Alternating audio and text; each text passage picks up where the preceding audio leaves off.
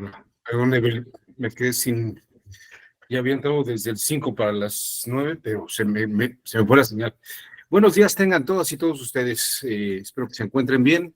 Mi nombre es Juan Abelardo Hernández y después de esta pequeña falla técnica, que espero que no vuelva a darse, el día de hoy hablaremos sobre fundamentos epistemológicos de los derechos humanos. Eh, Básicamente, el día de hoy voy a ensayar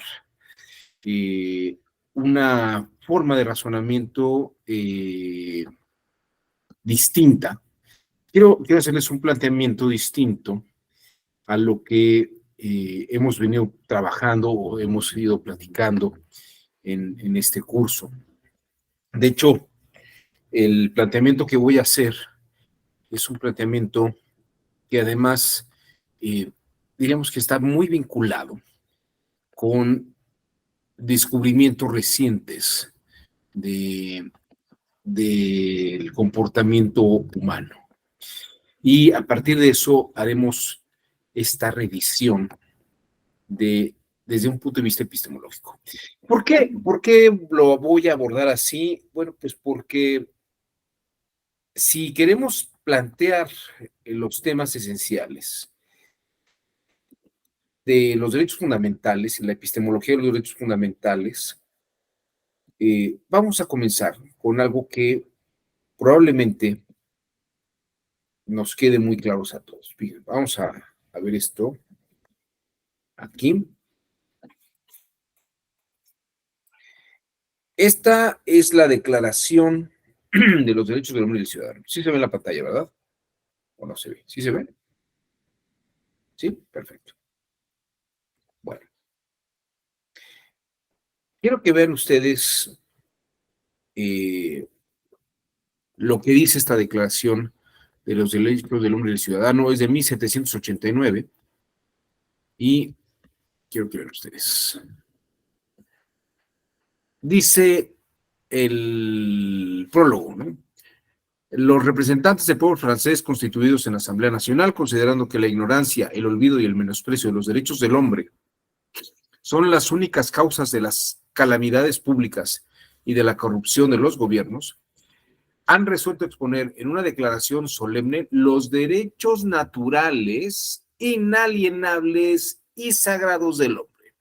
Los derechos naturales, inalienables y sagrados del hombre. Para que esta declaración constantemente presente que en todos los miembros del cuerpo social les recuerde sin cesar sus derechos y sus deberes. Y fíjense, el artículo 2 dice, la finalidad de cualquier asociación política es la protección de los derechos naturales e imprescriptibles del hombre. Y aquí entra la siguiente frase, bueno, las siguientes frases, pero la siguiente idea que me parece que es de lo que vamos a hablar ahora. Tales derechos son la libertad, la seguridad y la resistencia a la opresión. Perdón, la libertad, la propiedad, la seguridad y la resistencia a la opresión. La libertad, la propiedad y la seguridad, la resistencia a la opresión. En particular, quiero que platiquemos sobre las dos primeras, sobre las tres primeras. La libertad, la propiedad, la seguridad y la resistencia a la opresión. ¿Por qué decimos que estos son los derechos naturales e imprescriptibles? Esto se escribió en 1789. Y en el siglo XXI, quiero presentarles a Nicholas Tinbergen y a Konrad Lorenz, padres de lo que es la etología y la lógica biológica. Konrad Lorenz fue Premio Nobel de Medicina en 1973 y la etología es una ciencia que prácticamente nace en el siglo XX, hacia mediados del siglo XX, con Konrad Lorenz y Nicholas Tinbergen. Estos señores hablan sobre el comportamiento básico animal. El comportamiento básico animal. Hay quien dirá que nosotros no somos animales y no somos criaturas divinas, ¿no? Pero en el fondo, lo más básico de nosotros es muy animal.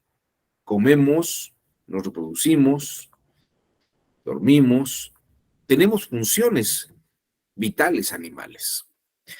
Y la pregunta es si estos derechos naturales de los que nos habla la Declaración de los Derechos del Hombre y del Ciudadano son derechos que tenemos precisamente a partir de nuestra naturaleza básica, animal, o los tenemos en un estatus superior. Esta es la forma en la que quiero iniciar la sesión, en la visión de una epistemología de los derechos fundamentales.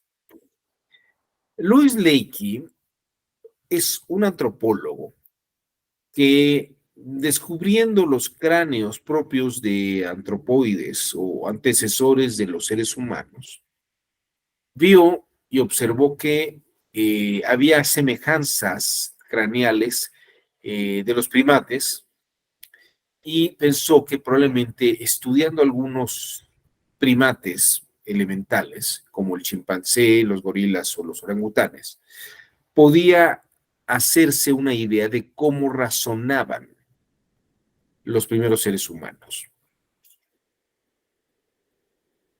cómo era la epistemología de los primeros seres humanos. Y a partir de eso, ir, y en ese sentido yo plantearía, ver qué es lo más elemental. Él contrató a 3 jóvenes, Dian Fossey, que se dedicó a investigar gorilas en el Congo. Dian Fossey fue víctima de una guerrilla ugandesa y lamentablemente terminó su vida, pero hizo importantes estudios sobre los gorilas en su ambiente natural. Jane Goodall, probablemente la más célebre de todas estas jóvenes, estudió por más de 20 años a los chimpancés. Tiene unos estudios muy interesantes. BBVA tiene una masterclass con ella explicando sus descubrimientos. Y Birut Galdikas estudió a los orangutanes y también hay estudios interesantes sobre Birut Galdikas y los orangutanes, que parece que ellos también ya usaban herramientas. Para los que pensaban que Lenin decía que el ser humano es el Homo faber porque es el único animal que utiliza herramientas, habría que decirle a Lenin que se equivocó porque los orangutanes también utilizan algunas herramientas. Bueno, eh, hay un etólogo contemporáneo que se llama Frans de Waal. Frans de Waal habla sobre los comportamientos básicos de estos primates y coincide con Jane Goodall y con precisamente Louis Leakey sobre las formas de razonamiento elementales. Incluso Frans de Waal escribió este texto que se llama Chimpanzee Politics, Política de Chimpancés, donde expone la forma en que los chimpancés llevan a cabo sus actividades de gobierno y sus actividades políticas. Ahorita platicaremos de eso, pero antes quiero presentarles a Frans de Waal haciendo un experimento que es por donde quisiera yo comenzar mi exploración epistemológica de los derechos fundamentales. A ver qué les parece. So let me show you a video. This is now become a very famous video because in the United States, income inequality is the big theme of the conference of the elections. And what you will see here is a monkey on the left who gets cucumber and a monkey on the right who gets grapes for the same task. So the one on the left gives us a rock, that's the task, and gets a little piece of cucumber and eats the cucumber. So the first piece is good. Now the one on the right needs to give us a rock and gets a grape, and the one on the left looks at that, is interested. He gives us a rock and gets again cucumber. Now look what happens.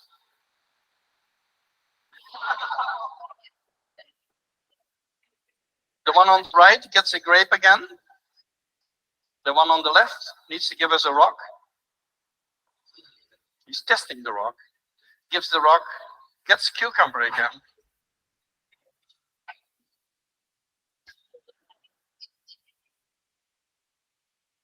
So you see, it's a very emotional response to the inequality.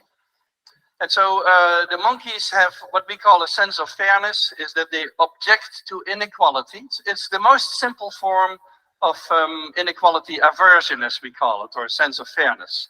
It's very similar to young children. There are many mothers who do my monkey experiments on their children, something that I cannot do myself. And so they send me these little videos, and I want to show you the video here of two children. One child gets a whole cookie from mom, and the other one gets a half cookie from mom. A cookie? Daniel, there's one cookie. Sound, please. Anna, this one's for you.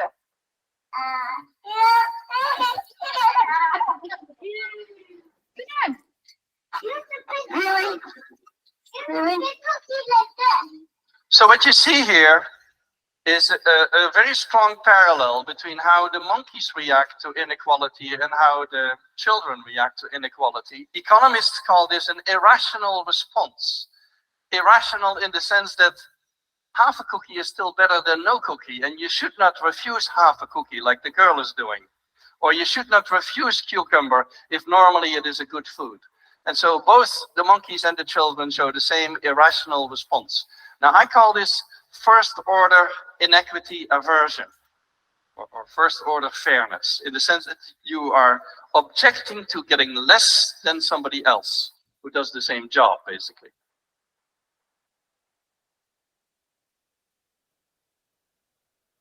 Bien.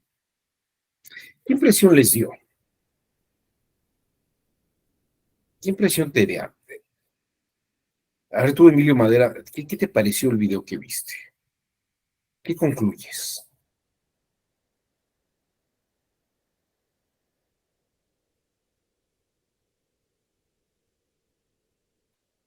¿Se escucha mi voz? ¿Sí? ¿Sí me escuchaste, Emilio? Emilio, ¿no me escuchaste? Es que preguntaba ¿cuál era tu impresión sobre el video que viste? Pues bueno, un momento, perdón, es que estoy en la área de trabajo y una pequeña junta. No te preocupes, tú sigue en la junta. No sé, Fernando Saldaña, ¿tú sí estás en posibilidad de hablar? ¿A ti qué te pareció? Pues que en realidad no somos tan distintos de los monos, sino de que Somos muy monos. somos monos. Sí, que nuestras primeras reacciones son muy naturales porque se encuentran en otros seres vivos. Y entonces cabe realizar la pregunta de si ese sentimiento de justicia o de desigualdad, en este caso Rudolf von Jhering ya hablaba del sentimiento del derecho, y cabe preguntarnos si este sentimiento de desigualdad que tienen los chimpancés o los demás seres vivos es como tal un sentimiento del derecho. Es cuanto. ¿Cuál es el ensayo sobre el sentimiento del derecho, Fernando? No, nada, se he ido de la lucha por el derecho y otro que tengo ahí de Veritas y algo más que del Poder Social de la Ciudad de México. El del sentimiento del derecho no, ya lo ubiqué, pero no lo he podido comprar. Yo lo compré hace como 2 meses, no me sé todo a leerlo, lo empecé a leer, pero no lo he terminado. Es chiquito, pero es muy interesante, ¿eh? Pero ahora que lo dices, no había hecho yo esta relación de von Jhering con esto. Hoy voy a aplicarme a ver si lo termino, porque creo que sería interesante ver esta parte del sentimiento. Bueno, pero fíjense que aquí el punto que quiero que vean es, parecería que la libertad, la propiedad, fíjense, sobre todo la propiedad, el poder tener algo propio, el tener derecho a adquirir, poseer, parece que es un instinto natural en los seres primates, por lo menos me atrevería a decir que en los mamíferos, ¿no? Es una forma del mamífero tener un deseo de tener algo. Pero fíjense que la diferencia tal vez entre el mamífero y el ser humano, o el mamífero promedio, el primate promedio, el ser humano, es que el ser humano reconoce esa pulsión como un derecho natural. Es decir, existe la naturaleza que inclina a eso. Ahora la pregunta es, y a partir de esa pulsión natural, entonces tenemos el derecho natural. O sea, es un derecho que nace con el deseo de la naturaleza misma. No sé. A ver, Laura García, ¿a ti qué te parece esta idea? ¿Tenemos el derecho por la naturaleza de la pulsión?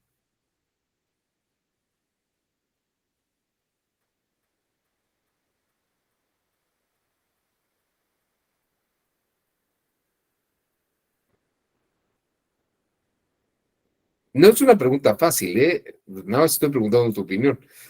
De hecho, si a mí me lo preguntan, yo no podría. Yo ahorita estoy arrojando la piedra, ¿no? Estoy lanzando la propuesta. ¿A qué te suena a ti, Laura? Digo, Paula. A ver, Laura García, perdón. Ah, dice Laura que no tiene el micrófono. Paula, ¿tú qué piensas de esto? Paula Payares. ¿Tú sí tienes micro? Sí, sobre que tenemos también nosotros derecho natural, así es la pregunta. No, si esta pulsión natural que tenemos es la base de nuestro derecho natural. O sea, el deseo natural que tenemos, esto que le pasó al mico este, nos pasa a nosotros. Pero eso es la base del derecho que tenemos a ser propietarios.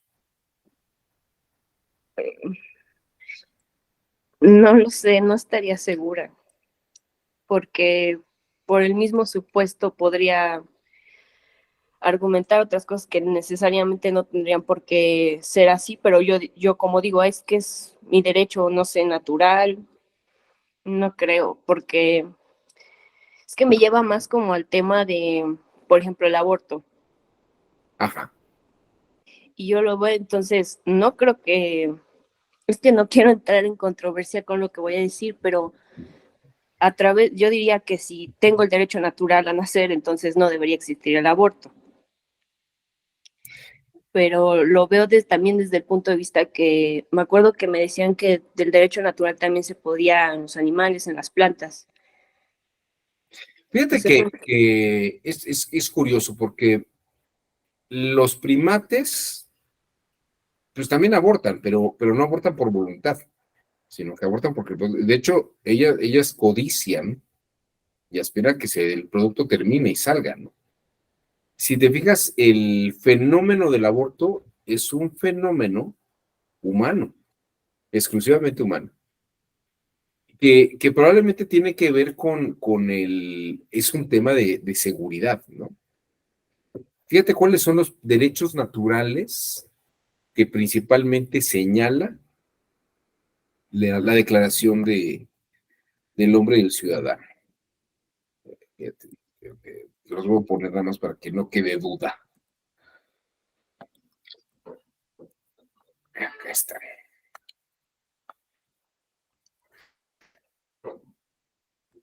Y lo voy a poner así con...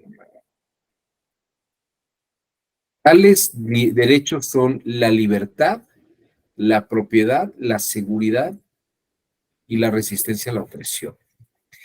Y claro, dicen, es que yo no quiero tener al hijo ahora o tener un hijo y no lo puedo mantener. Pues eso obviamente altera la seguridad, ¿no? Y parece que se podría quedar uno sujeto a un tema de opresión por el hecho de tener que cuidar a un bebé, a una bebé, en unas condiciones precarias, que por eso tal vez sería bueno no tener los bebés, ¿no? Y la libertad de hacerlo. Pero por el otro lado, cuando vemos a Franz de Waal y estas pulsiones naturales del yo quiero lo mismo que el otro, hoy les parecería que yo quiero lo mismo que el otro y tengo el derecho a tener lo mismo que el otro. Porque hasta este simio se enoja y dice, a mí me toca eso que está allá. Si hacemos lo mismo, parecería que piensa que le toca recibir lo mismo. Parecería que hay una pulsión y una idea de igualdad en razón de, precisamente, hay una naturaleza común y así como le toca a él, me debe tocar a mí. Claro que en el caso del chimpancé o del mandril no existe la idea del derecho. Esa la pronunciamos nosotros. Pero eso es como sería el derecho fundamental, ¿no? Y ahorita, como dijo Fernando, parecería que estamos hablando de un tema de emociones. Un tema de emociones. Los derechos fundamentales nacen en el contexto de las emociones. No sé cómo lo vean ustedes. Déjenme mostrarles esta lámina.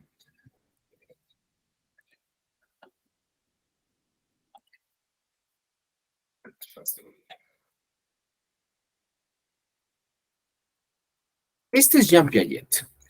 Jean Piaget es un gran pedagogo, psicólogo infantil, que escribió en los años 30 este texto que se llama El desarrollo moral en los niños. El desarrollo moral en los niños. Y quiero que vean ustedes que él estudia cómo hay un modelo epistémico básico, así como hay un modelo epistémico de comprensión y abstractividad. Piaget también sostiene que hay una forma natural de pensar la moralidad. Hay una ética natural o una moral natural. Fíjense, y dice, este es el ejemplo que pone dos ejemplos. El primero de ellos es, ¿quién ha sido más traviesa? Caso 1. Una niña llamada Marie quiso dar a su madre una bonita sorpresa arreglando un vestido que necesitaba una costura. Pero ella no sabía cómo usar las tijeras correctamente y terminó haciendo un gran agujero en el vestido. Caso 2. Una niña llamada Margaret se quedó sola en su casa. Tomó las tijeras de su madre y jugó con ellas durante un tiempo. Entonces, como no sabía cómo usarlas correctamente, accidentalmente hizo un pequeño agujero en su vestido. ¿Qué detecta Piaget cuando las niñas y los niños escuchan esta historia? Él detecta algo que él mismo denomina o llama realismo moral.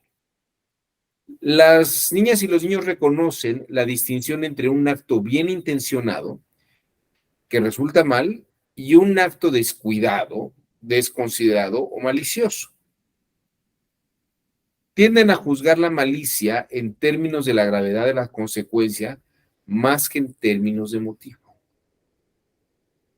Es decir, por ser más traviesa, le salen peor las cosas. La primera no era traviesa, está mejor intencionada. ¿Qué piensan de esta escena piagetana? ¿Cómo la ven? Esto es un fenómeno muy interesante porque los niños y las niñas no tienen un código de ética aprendido. Pero esto ocurre en el jardín de niños, ¿no? Y dialoga con los niños en el jardín de niños. Platica. Y esto es lo que él va concluyendo. Dice, sí hay un pensamiento moral, ético, y además podemos decir que es el nacimiento del pensamiento jurídico. Y la idea de la sanción, si se dan cuenta. Hay una epistemología que está funcionando en el pensamiento de la igualdad, como el del primate, o el de la niña y el niño, que detectan la intención. ¿Se ve? Y cuando estaba yo preparando la clase de hoy, dije, voy a hacer algo distinto para comenzar. Estas son cosas que epistemológicamente están comprobadas de una forma científica. Así es como ocurre. En el caso de los primates, esta pulsión natural, que también ocurre en los niños, ustedes vieron a los niños, y por el otro lado, esta forma de valorar el comportamiento moral de las personas. Estos son experimentos que se han hecho desde los años 30. El de Franz de Waal es mucho más moderno, es del siglo XXI. Pero la pregunta que podemos hacernos aquí es, estos fenómenos, y esta es la pregunta,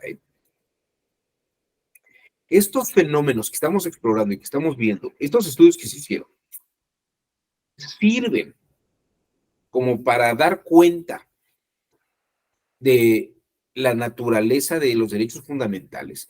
Nuestros derechos fundamentales están allí. Podría ayudar la sesión, y de hecho, di unos antecedentes, yo no sé si ustedes recuerdan, cuando platicamos de los artículos, de la naturaleza de los artículos. Sí fue aquí con ustedes, ¿no? Que revisamos los artículos de la Constitución. ¿No fue aquí? Ah, no.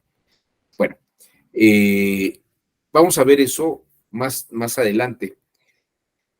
Pero los artículos de la Constitución traen consigo una moralidad y traen consigo una visión ética. Y también trae consigo una idea de la naturaleza de los derechos, derechos naturales y fundamentales. Entonces, ya les puse aquí 2 experimentos.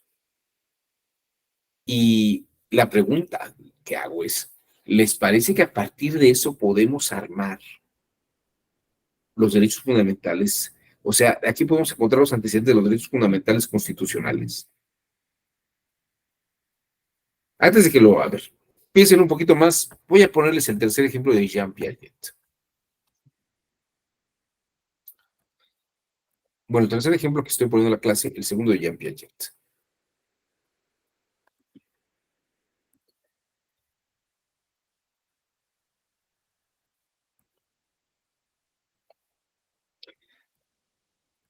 A ver.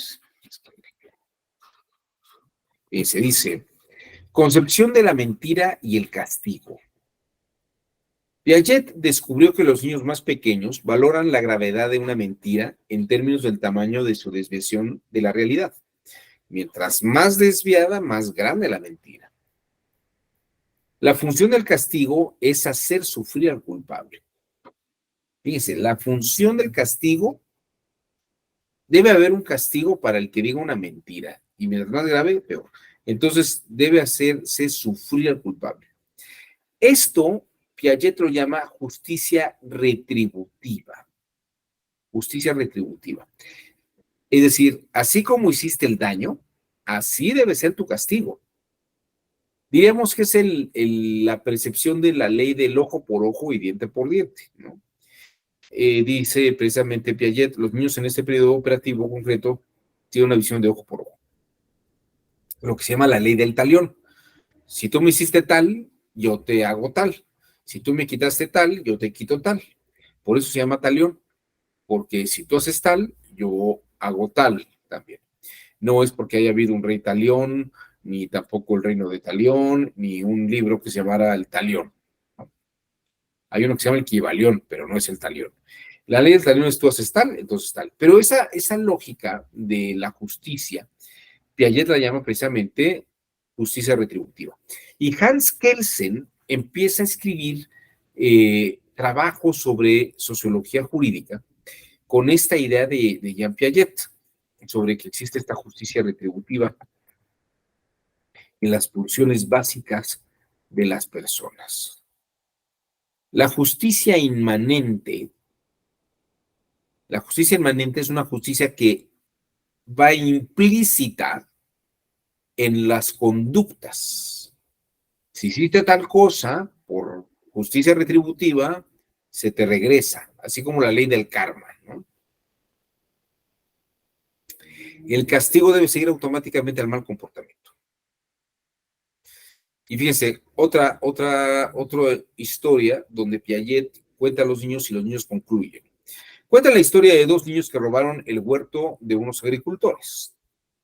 El granjero, uno de los granjeros, sorprendió a los niños e intentó atraparlos. Sin embargo, solo uno fue capturado y el granjero le dio una paliza. O sea, te capturé, y como estuviste robando, te voy a castigar. Justicia retributiva, ojo por ojo. Tú me robaste, yo te golpeo. No es exactamente lo mismo porque tú me robaste y yo te robo, pero no te voy a robar porque no traes nada, pero te voy a golpear que en una equivalencia como de reciprocidad. Entonces, Kelsen, por ejemplo, toma esa idea de retribución y reciprocidad. No te puedo robar porque no traes nada, pero te puedo golpear porque es lo recíproco a que tú me hayas robado. El otro muchacho, el otro niño, corrió más rápido, el granjero ya no lo alcanzó y logró escapar. Sin embargo, dice Payet, en el camino a casa, este niño tuvo que cruzar sobre la corriente por un tronco muy resbaladizo. Y este niño se cayó y se cortó la pierna gravemente. Cuando se les preguntó a los niños sobre por qué el niño se hirió la pierna, no dicen que porque el tronco estaba resbaladizo ni porque perdió el equilibrio, sino porque le robó al granjero. Fíjense, entonces el castigo, ahora sí que justicia divina. Justicia divina.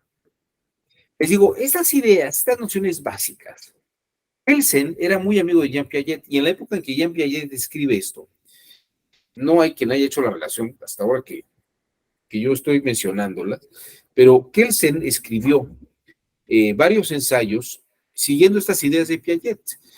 Hay una serie de nociones innatas básicas en los seres humanos, que es la retribución y la reciprocidad, lo que es la justicia retributiva o en reciprocidad. Tú me hiciste tal, te voy a tocar tal. Te hiciste este daño grave, vas a recibir en reciprocidad un daño grave. Mentiste muy gravemente, vas a recibir un castigo más gravemente. Entonces, quiero que vean, estos son los elementos que pongo en la mesa para ustedes. Por un lado, Franz de Waal, Louis Leakey, y esta idea de la naturaleza animal que precisamente nos lleva a la idea de que parece que los animales quieren igualdad, o nosotros en nuestro carácter de primates, si hacemos lo mismo, esperamos el mismo resultado, ¿no? Luego, las niñas y los niños perciben y conciben lo que es una justicia retributiva, en la que si yo hago algo, me tocará una sanción o una cosa recíproca. Si me porto bien, tendré mucho bien. Si me porto mal, tendré mucho mal. Pero eso es por la forma psicológica, epistemológica en la que vamos generándonos. Aquí tienen tres casos, ¿no? El de Piaget y el de Franz de Waal. El Piaget, el del niño que robó, los niños que robaron al granjero, justicia divina. Y el de las niñas que dañan el vestido, una bien intencionada, otra mal intencionada. Y entonces el castigo para la bien intencionada es menor que para la que estaba mal intencionada. Y Franz de Waal, los micos que quieren, si hacen lo mismo, recibir lo mismo. Hay una epistemología básica, no aprendida. Es una epistemología básica, no aprendida, que además podemos decir que si lo vemos desde ese punto de vista, no es que sea racional. Ahorita, como lo dijo Fernando, parece que es mucho más emotiva.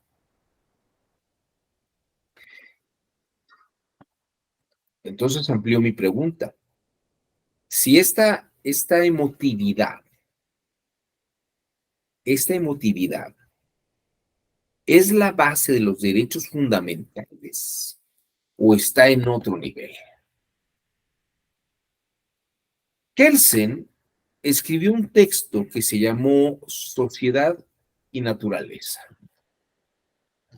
Sociedad y Naturaleza.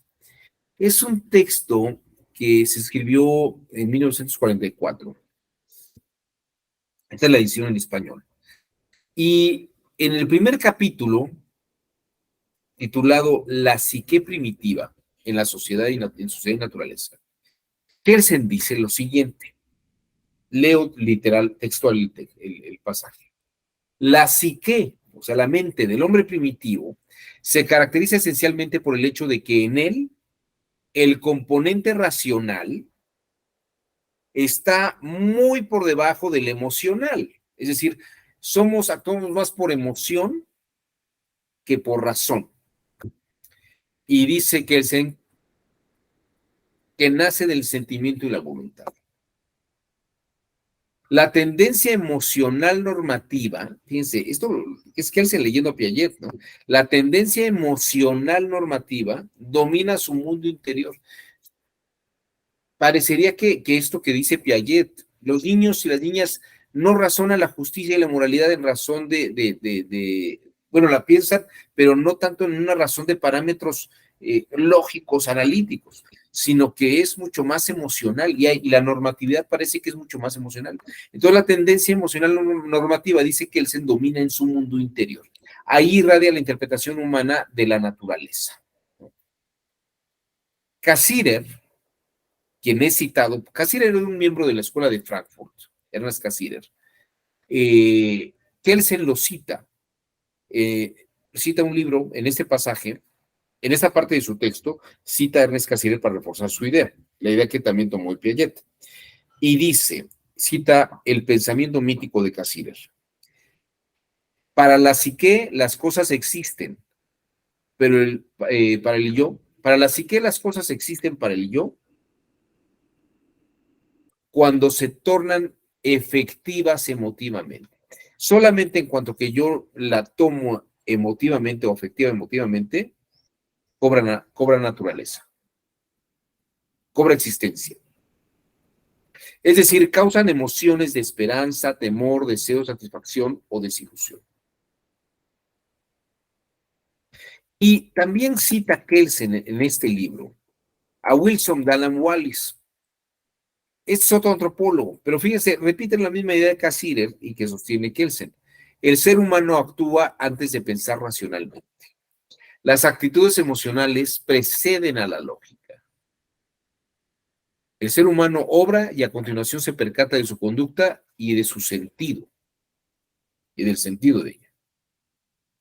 Las actitudes emocionales son primarias. Las apreciadas inducciones lógicas son secundarias y derivadas. La razón es profundamente influida por las actitudes emocionales precedentes o concomitantes. Ellas la guían, su carácter determina a gran escala el objetivo y el énfasis racionalizados. Bueno. Y tal vez habría que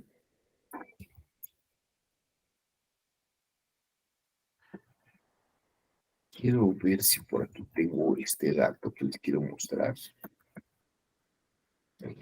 Pero hay un autor que señala que precisamente antes que razonar, somos muy emotivos. Bueno. Voy un poco más para atrás.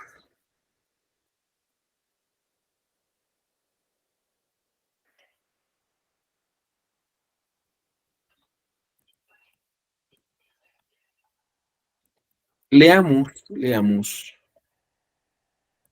nuevamente.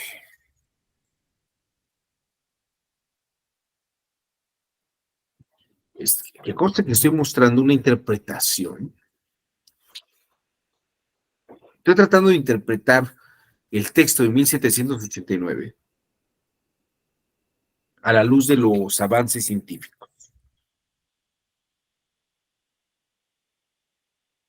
Los derechos naturales, estoy en la cuarta línea del preámbulo. Los derechos naturales, inalienables y sagrados del hombre. Hay derechos naturales inalienables y sagrados del hombre. Se exponen.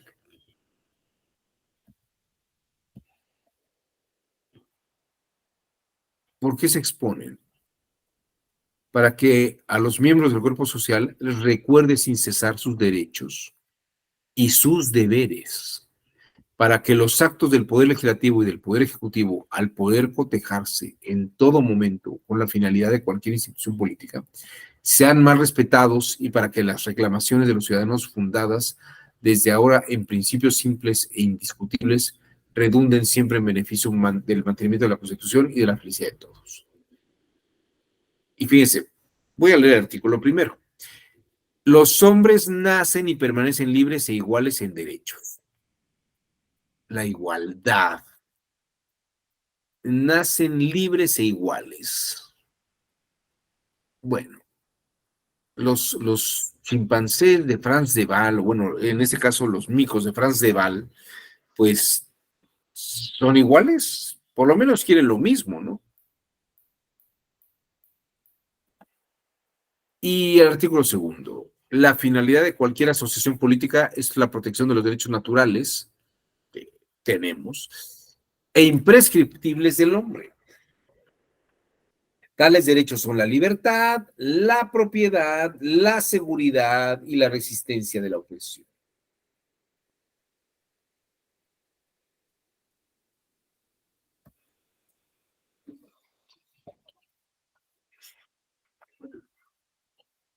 ¿Les parece que los derechos fundamentales van más allá de la naturaleza humana o la naturaleza del primate? ¿Podemos tener el mismo nivel o estamos en niveles distintos? O sea, la epistemología de los derechos fundamentales no nace de las formas racionales básicas que hemos expuesto en las niñas y los niños por Piaget o en los estudios del primate de Frans de Waal. ¿Qué piensan ustedes?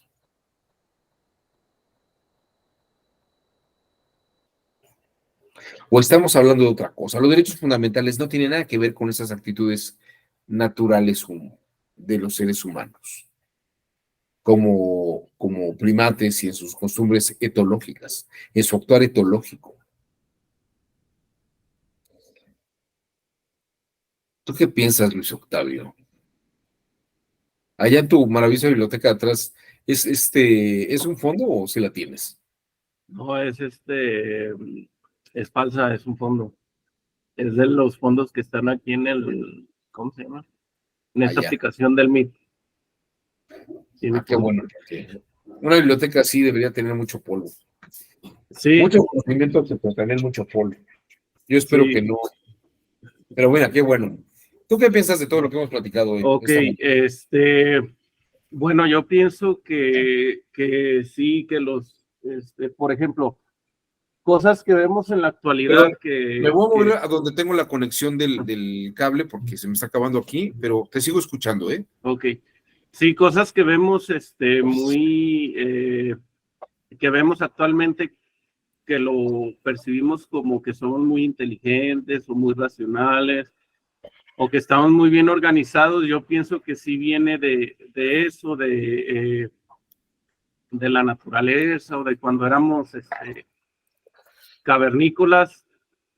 A lo mejor nos diferencia de los animales, nos diferencia que usamos herramientas, que tenemos un lenguaje muy complejo, y ese lenguaje nos permite explicar cosas, persuadir, pero yo creo que en sí los derechos sí vienen de ahí, y cosas que actualmente percibimos como no, pues somos muy inteligentes, por eso tenemos derechos, o somos muy inteligentes, por eso estamos muy bien organizados.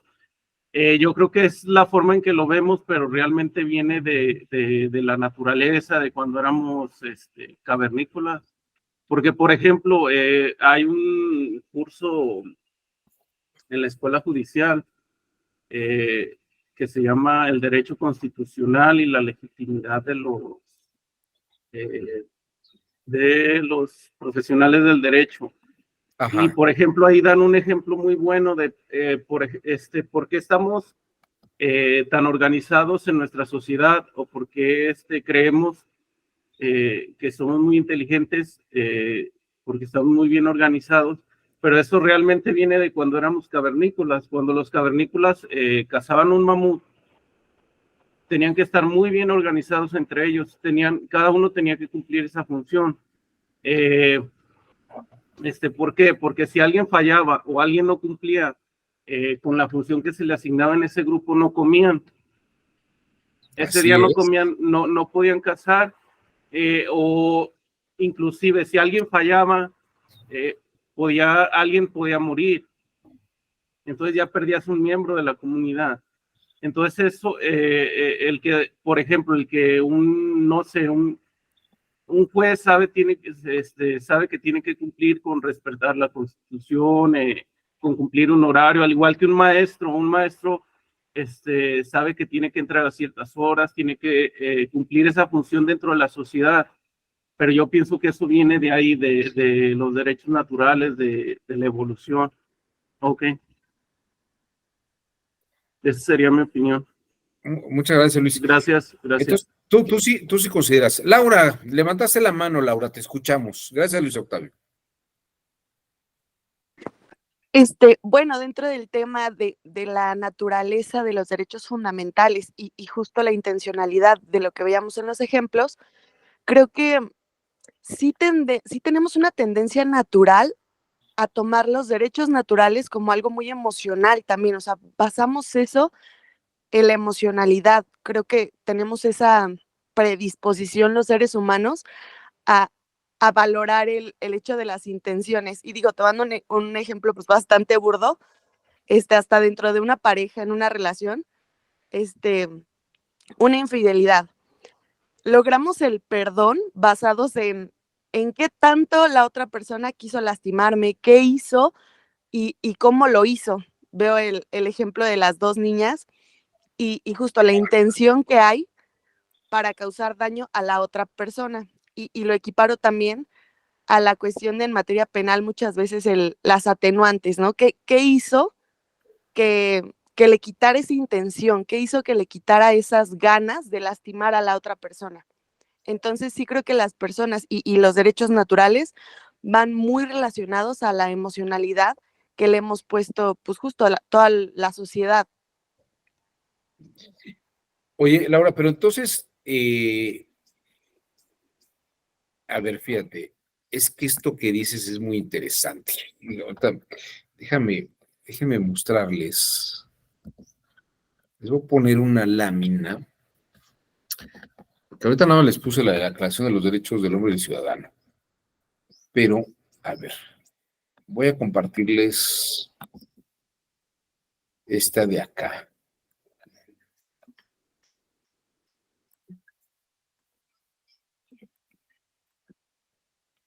Miren, esta es la Declaración de Independencia de los Estados Unidos de Norteamérica.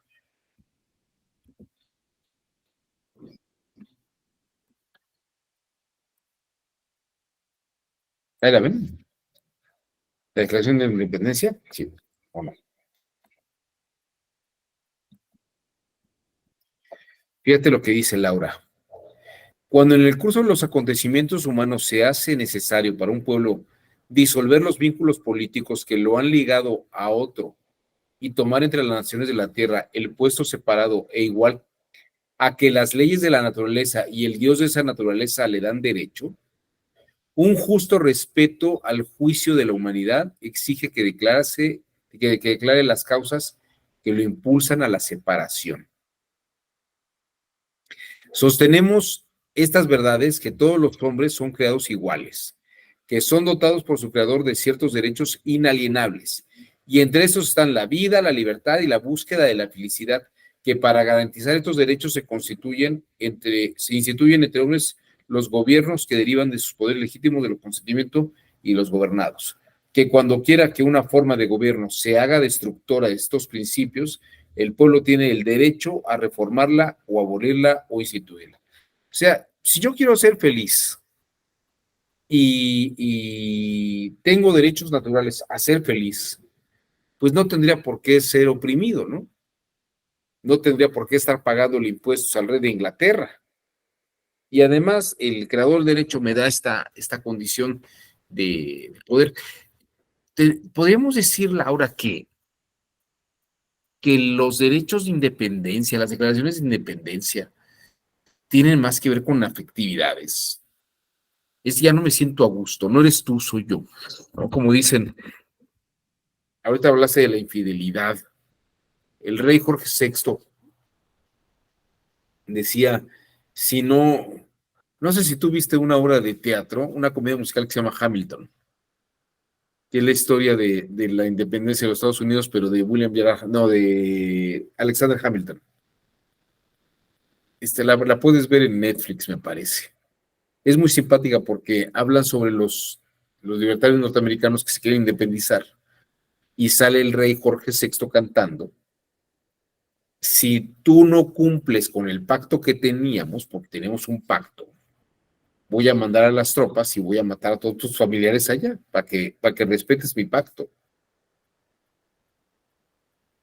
¿No te da la sensación, Laura, de que parecería que nuestros derechos fundamentales están en razón de nuestras emociones, estados de ánimo, pero sobre todo de estas ideas emocionales de la felicidad, por ejemplo, de querer ser propietarios?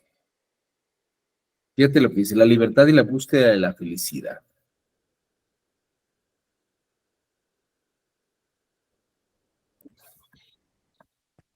Sí, sí, creo que completamente concuerdo con el punto. Justo lo que mencionaba de las emociones, sí me parece es algo como súper subjetivo, digamos, ¿no? Algo que me va a Ajá. hacer feliz a mí, no puede hacer feliz a la otra persona. Digo, la cuestión de los impuestos, a nadie nos hace feliz, pero claro, va a haber un gobierno que recibe esos impuestos y con eso, claro que va a hacerle feliz el tema. Entonces, va esa emocionalidad, pero esa subjetividad en las emociones, en la felicidad, en lo que algo implica para mí un supuesto de ventaja, puede implicar para la otra persona un supuesto de desventaja que por supuesto que nos va a crear esa diferencia y ese choque, pero sí concuerdo en el tema de que la emocionalidad va a imperar en este tema. Fíjate, ahorita que estamos hablando de la emocionalidad, esta que está aquí en la pantalla es la Declaración de Independencia del México, la que firma, entre otros, Agustín de Iturbide. Y fíjense que es muy, muy simpático, porque, bueno, a mí me parece simpático en alguna parte, porque dice, en la libertad de constituirse, estoy en el tercer párrafo, en la tercera línea, del modo que más convenga su felicidad, o sea, sobre nosotros, las tierras, y con representantes que puedan manifestar su voluntad y sus designios. Comienza a hacer uso de tan preciosos dones y declara solemnemente por medio de la Junta Suprema del Imperio, que es nación soberana e independiente de la antigua España, con quien en lo sucesivo no mantendrá otra unión que la de una amistad estrecha. ¿No? Fíjate, ¿cómo somos los mexicanos?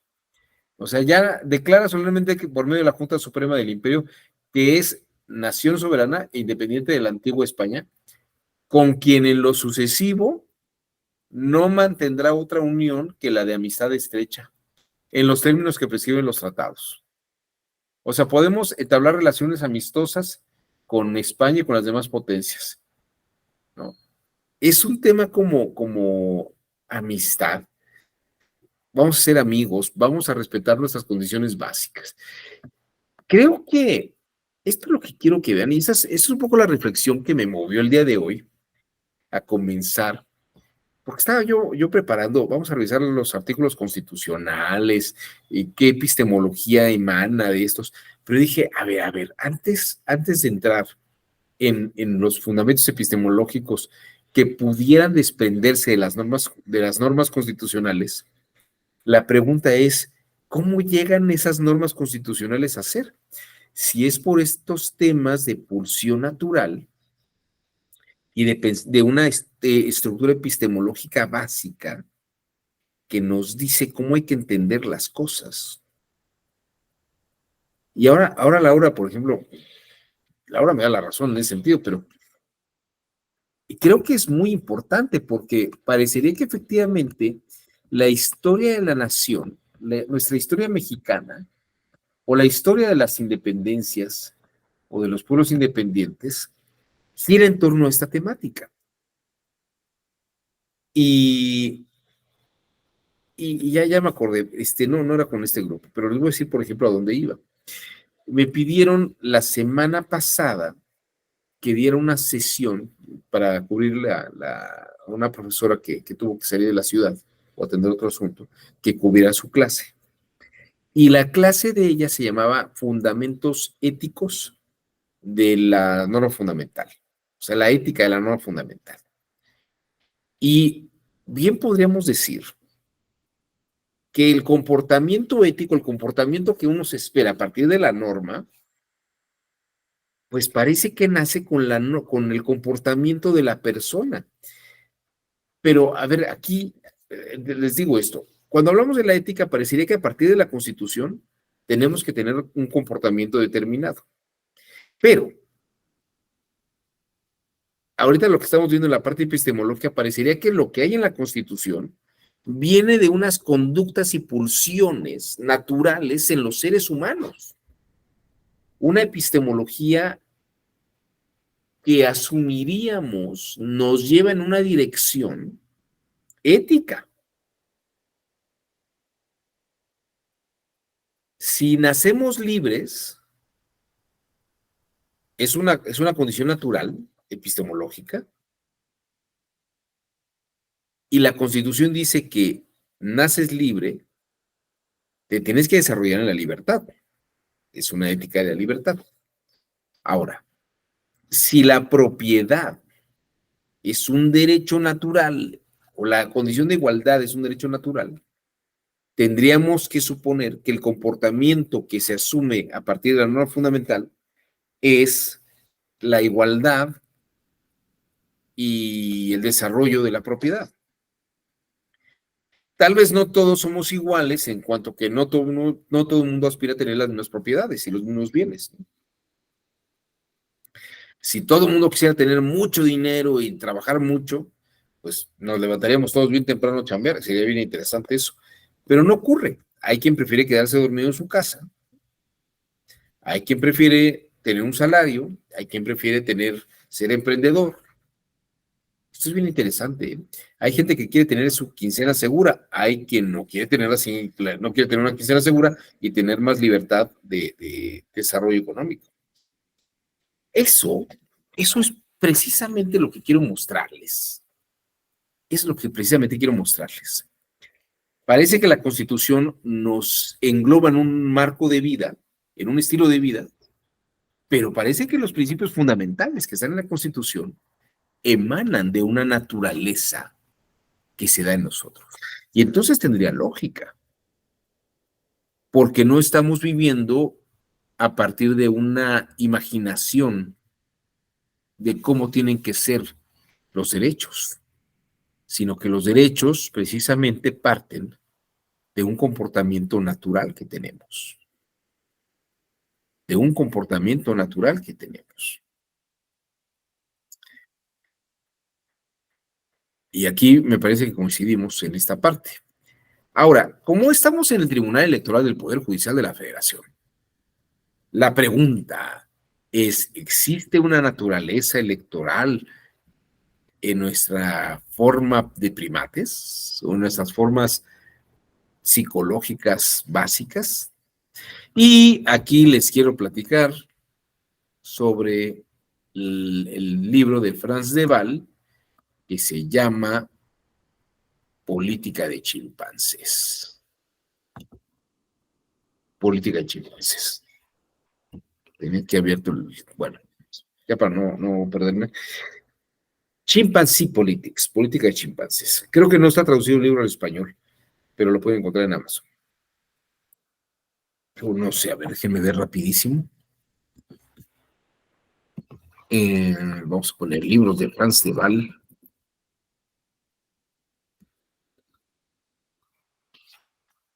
A ver.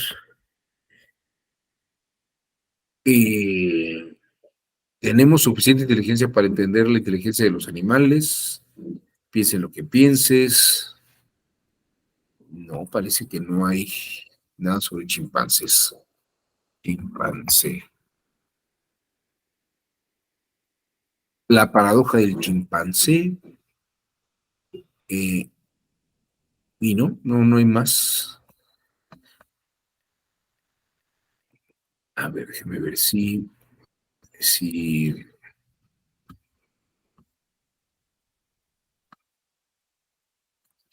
A ver.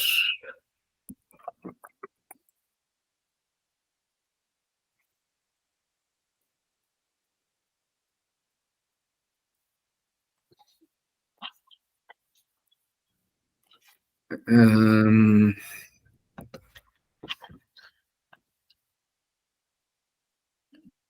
sí, hay un libro de él, pero solamente está en inglés. Chimpancé ¿Quién es Politics. el autor, perdone? Franz de Waal. Mira, te lo muestro.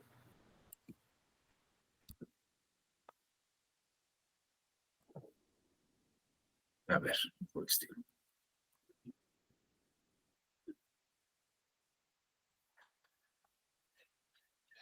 Ahí se ve.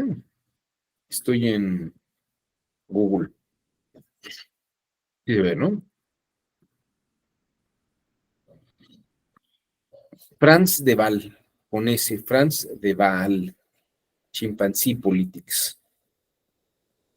Pero no lo veo en español.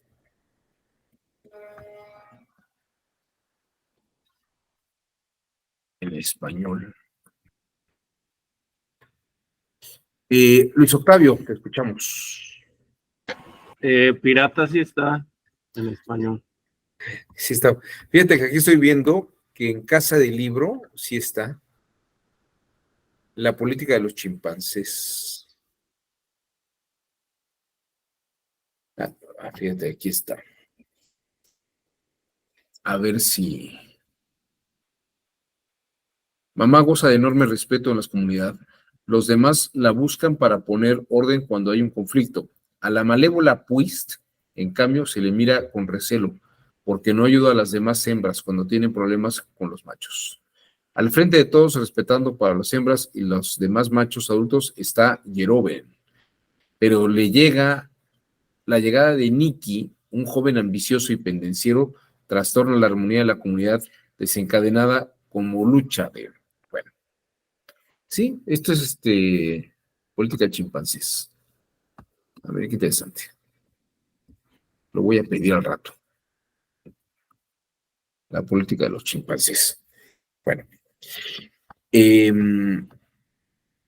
Bueno, ahorita vieron ustedes el texto.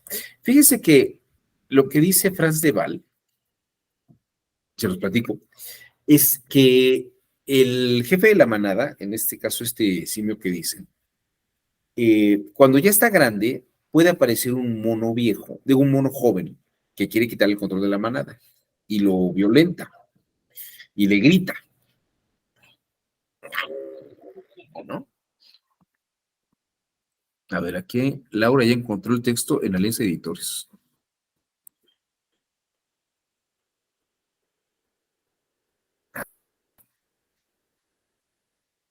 No me digas que es en PDF. ¡Ay, qué maravilla! ¡Qué sensacional! ¿Está Sí, todo el solo libro? que creo que no está completo, pero digo, nos podemos ir dando una idea. Oye, está re bien. Pues mira, ya son 22 páginas, está muy bueno. A ver, qué buena onda. Porque, Bueno, ver, no se debe de fomentar la piratería, pero no sé si hago el comentario, mejor no lo hago. ¿De dónde está? ¿también pirata? Pirata todo completo. ¡Qué barbaridad! Bueno, pero mira, como dice Laura, con esto ya puedes hacerte una idea del libro. Pero bueno, se los platico, porque creo que esto puede ser importante. De todos modos, voy a guardar estas 22 páginas para cuando me pidan algo, lo podemos encontrar fácilmente. Bueno.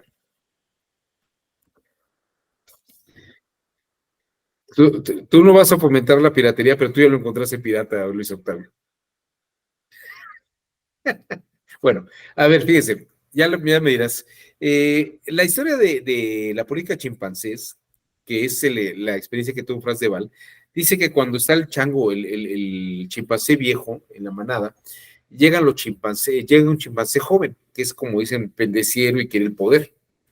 Entonces, el chimpancé viejo, como sabe que tiene condiciones de desventaja frente al chimpancé joven, lo que hace es conseguirse otro chimpancé joven y se vuelve como una especie de asesor del chimpancé joven.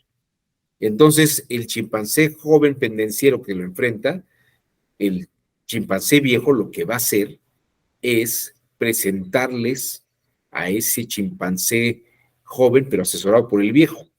Y entre ellos se gritan y se violentan uno a otro, pero con sonidos.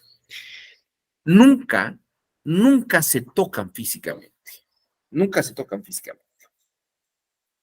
Sin embargo, los partidarios de los chimpancés jóvenes o del viejo, eso sí, se violentan, toman partido por uno de los chimpancés y se violentan uno a otro, incluso en el ataque físico, y se llegan a morder y hasta matar. Los chimpancés que están en el poder nunca se tocan, pero los que toman partido sí. Incluso las hembras, que son como el botín del pueblo, el pueblo porque se van a quedar bajo la dirección del mandril grande. Esto es bien interesante porque el tema aquí esencial es, si ya tengo yo el poder, puedo quedarme con las hembras. Las hembras están a la expectativa, pero parece que la lucha política está entre los machos que están tomando partido por un chimpancé otro. Finalmente, se da esa batalla entre los partidarios, pero eso no hace que ganen unos y otros. El chimpancé decide quién es el que gana y parece que etológicamente o por comportamiento animal, el chimpancé que reúne la comida y la distribuye, el que reúne la comida y la distribuye, va a ser el aceptado como nuevo jefe, porque hay otros que reúnen la comida y la acaparan. Y solamente que le sirvas al otro, a ese, te va a dar comida. Es decir, los somete y los obliga. En cambio, el chimpancé que reúne la comida y la entrega, diremos que democráticamente, ese es el que gana la elección. Yo les preguntaría, ¿ustedes no creen que tenemos bastante de monos en nuestras políticas actuales? Tenemos un mono viejo y hay un montón de monos que están en su contra. Todavía no hay un mono joven que lo enfrente. Hay una mona por ahí, Lili Telles, y hay por ahí otro mono, Anaya, y por allí hay una mona grande ya que también se llama Beatriz Paredes, y hay otro mono Gurría, pero todavía no, como no es tiempo de campaña, no confrontan al mono grande. Sin embargo, este mono viejo que tiene el poder ya está buscando una corcholata, perdón, una mona o un mono al cual él asesore para que continúe en el poder. Hay algunas personas, desde la semana pasada, no desde la antepasada, estuve en Tlaxcala, y hay personas que toman un curso allá en Tlaxcala, que van desde Tabasco. Y conocen muy bien a Andrés Manuel, pues es de allá el presidente. Y dicen, como el presidente, ahí corre el rumor, se los platico, ahí corre el rumor de que como la mona, aunque se vista de mona, aunque se vista de seda mona, se queda, no levanta en las encuestas y no levanta en la simpatía de la población. dicen que el señor presidente va a ser capaz de renunciar a la presidencia de la República, dejar a otro chimpancé viejo que se llama Adán Augusto, y se va a ir a hacer campaña con la chimpancé joven, para ver si así la levanta en las elecciones, ¿no?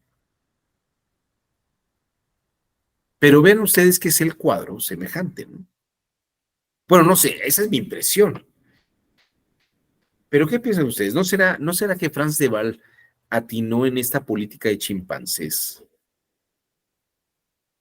La política de chimpancés de una manera semejante como ocurre con nosotros.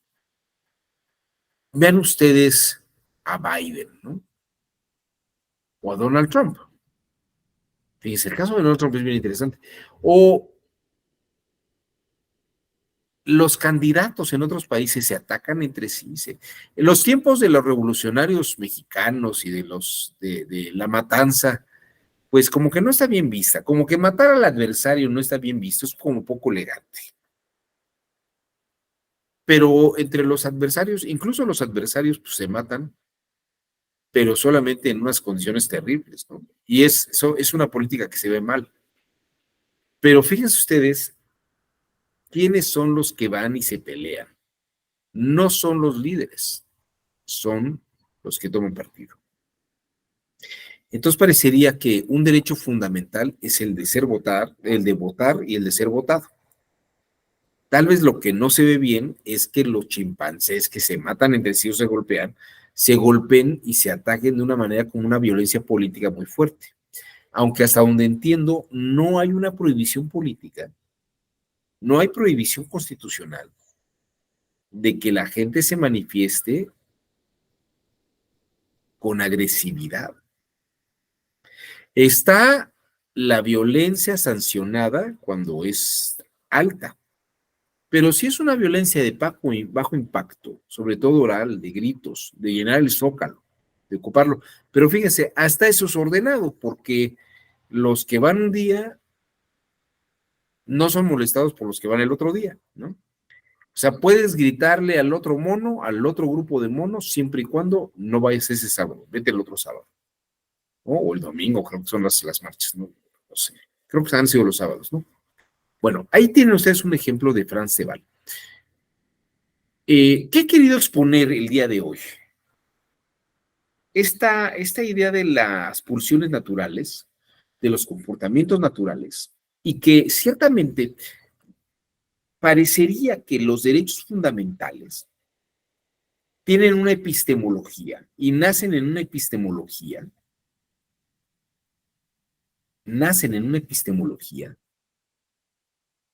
emotiva, como lo dijo Laura muy bien hace rato, o también como lo dijo Fernando.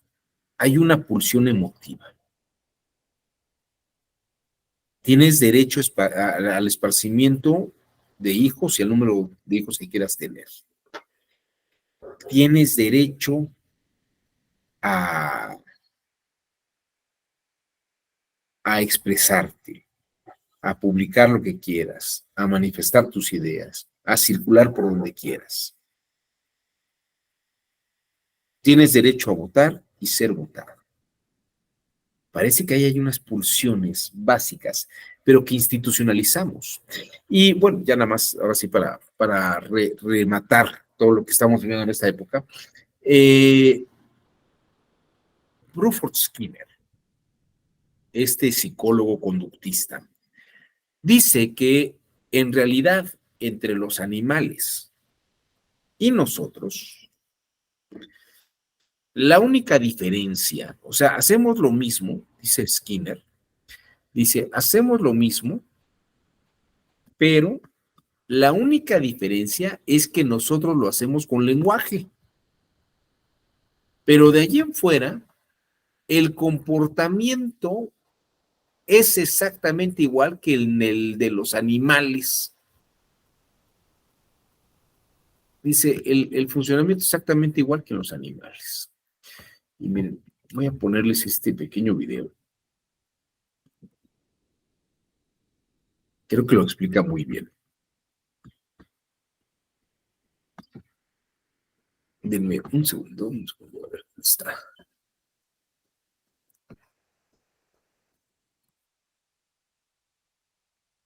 Es este. Sí, es este. A ver, permítanme. Ven ustedes qué dice Skinner sobre este tema.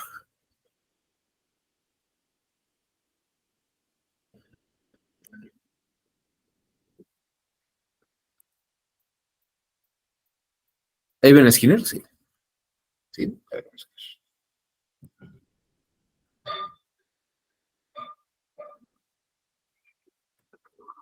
The essential thing is that once verbal behavior became possible, and I think that was due to an evolutionary process that brought the vocal musculature under what I would call outward control, call it voluntary control if you like, up to that point it didn't trigger with instinctive cries and so on. But once that became possible to put it crudely, to use speech to be effective, to produce results, then you could have a culture emerge in which people began to ask each other, what are you doing? Why are you doing that?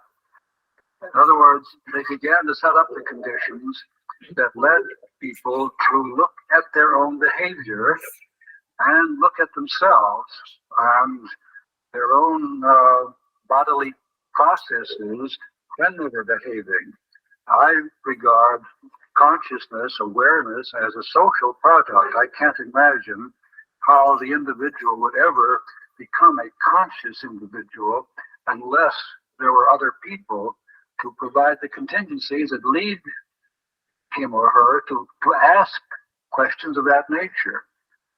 Many people have said, well, how does the behaviors deal with the unconscious? Well, that's easy. All behavior begins as unconscious behavior, and some of it becomes conscious when you look at it, analyze it, look at the external conditions under which this behavior occurs, look at the states of your body with which you are in contact, these you call your feelings, your states of mind, and you are then able to talk about these things. Now, a very large part of a culture, which makes it so helpful, and enables the individual to do so much more as a member of a culture than would be possible as a single individual, has to do with making use of the experience of other people. You give someone advice. Now, what does that mean? You yourself have been in contact with some situation, and by describing what you do and the results you get, another person can avoid all of the exploratory behavior which led to that discovery. For example, if you just arrived in Miami, you might find a good restaurant through a process of just going and eating here, until finally you find one which used to be the kind of restaurant if you know someone who knows your tastes, that person can say, if you like good Italian food, go to Luigi's. I don't know if there is a Luigi, so I'm not really talking to anybody up there. That sentence contains two things. One, a description of behavior, go to a restaurant, and another one, some kind of reference to a reinforcing consequence. Go to that restaurant and you will get a good Italian meal. Once that has happened, you don't need to bother going all over Miami till you find a good Italian restaurant. And that's a very useful thing. The advice that one person gives another, the warnings one gives another, the maxims and proverbs, which are sort of general kinds of advice that culture can develop, these become extremely important. And I've argued, I think I've convinced myself that governmental and scientific laws are of this nature. They describe behavior and its consequences, and that can be used instead of the kinds of shaping behavior that have to go on otherwise. Bueno, parecería, de acuerdo a lo que dice Skinner, en realidad la única diferencia es que nosotros tenemos el lenguaje. Y mira, Fernando, ahorita que me cambié de lugar, aquí está. Este se llama Rudolf von Jhering sobre el nacimiento del sentimiento jurídico. No recuerdo cuánto me habrá costado, pero como era un libro chiquititito, está en Creo que es editorial Trota. ¿Qué es? Es Mínima Trota. Aquí te prometo que lo voy a leer. No sé si les habrán enviado un correo, pero por un tema de logística del doctor José Ramón Narváez, el día de mañana él dará la sesión, yo daré la segunda parte de esta sesión el viernes, pero daremos continuidad a esta plática que hacemos el día de hoy. Bueno, vamos a dejar esto aquí. No sé si alguien quisiera hacer algún comentario antes de que termináramos. Esta sesión lo que hice fue hacer una provocación prácticamente. Andrea, adelante, Andrea, te escuchamos. Hola, doctor, buenos días. Yo solamente quería hacer como un poco una anotación sobre lo que comentaban hace rato y sobre si el derecho natural obedecía a una cuestión mucho más emotiva. Yo lo veo así. Creo que un poco si atendemos incluso hasta el contexto de cómo se crea el Estado y cómo se crea el Estado de Derecho, podemos decir que el derecho natural es una cosa. Es eso que traemos y lo que nos mostraba un poco en el principio sobre lo que necesitamos, lo que queremos y lo que por naturaleza creemos que nos pertenece, a lo mejor un poco por el lado de la propiedad. Por la parte de la libertad, creo que todos sentimos la necesidad de la libertad, pero como decía ahorita, ¿quién nos explica cómo se comporta y quién nos explica cómo se describe? Creo que el derecho. Entonces, por esa parte creo que el derecho natural es algo que, como el ejemplo de las niñas, sabemos qué está bien y qué está mal, pero la parte emotiva es la que nos lleva a llevarlo al derecho positivo.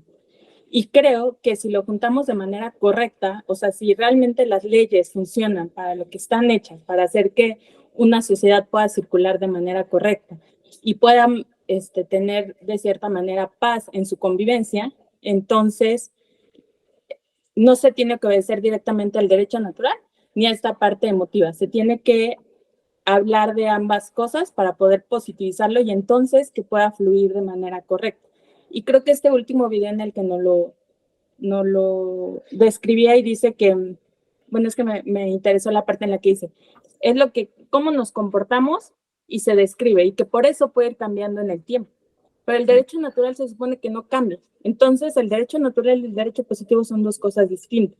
Y creo que el derecho natural podría ser igual en cualquiera de los tiempos, como cuando hablamos del tema de los derechos humanos, que hay ciertos principios que son básicos y que no han cambiado en el tiempo, pero lo que han cambiado son sus reglas de ejecución, que son las que tienen que ver más con la parte emotiva y con la parte del derecho positivo. Entonces yo creo que son como, hasta lo vería como en una línea del tiempo. Una cosa es el derecho natural que ya traemos desde que nacemos, qué es bueno y qué es malo, la parte emotiva que es la que nos lleva a positivizar.